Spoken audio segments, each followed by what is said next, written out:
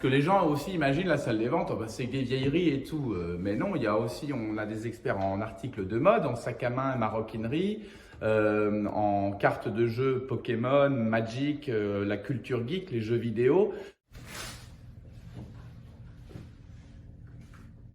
Donc là, vous voyez, ici, il y a la signature. CH Lenoir, vraisemblablement pour un Charles Lenoir. Et donc, pour nous, le travail, ça va être de rechercher qui est cet artiste. Est-ce qu'il est déjà passé en vente publique antérieurement aux enchères? Et puis donc, quel code peut-il avoir pour un...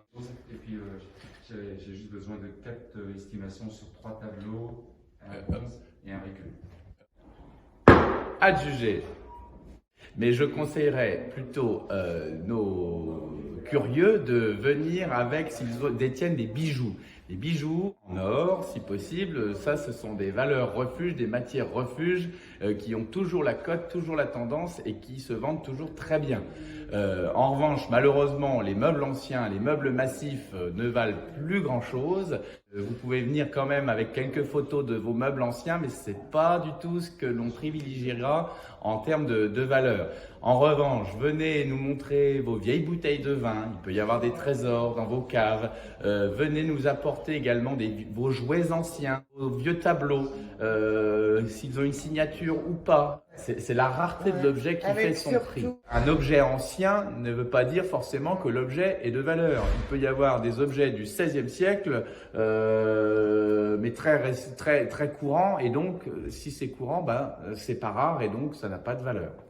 Chaque objet est atypique. Chaque objet nécessite un petit examen auprès d'un professionnel que nous sommes et nous vous dirons très rapidement leur valeur, si oui, sinon l'objet est courant. Voilà, nous, notre record, le tableau qu'on a adjugé à 1 500 000 €, il n'était pas signé. C'est un tableau du XVIIe siècle. À l'époque, les artistes ne signaient pas. La signature n'est pas forcément un gage d'un objet de valeur, au même titre qu'un objet ancien ne veut pas dire forcément que l'objet est de valeur. Il faut que l'objet soit quand même en bon état. L'objet cassé, recollé n'a plus d'intérêt. Il faut absolument que les objets soient en parfait état.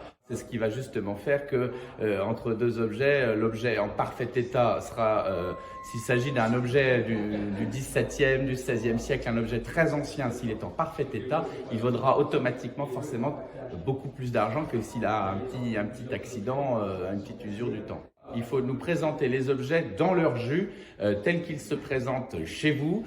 Et c'est justement l'acheteur qui fera le travail de restauration auprès d'artistes spécialisés, d'artisans spécialisés dans le domaine, mais ne surtout pas toucher. Il faut nous amener les objets tels qu'ils sont. Les gens aussi imaginent la salle des ventes, oh c'est des vieilleries et tout. Mais non, il y a aussi, on a des experts en articles de mode, en sac à main et maroquinerie, en cartes de jeux Pokémon, Magic, la culture geek, les jeux vidéo.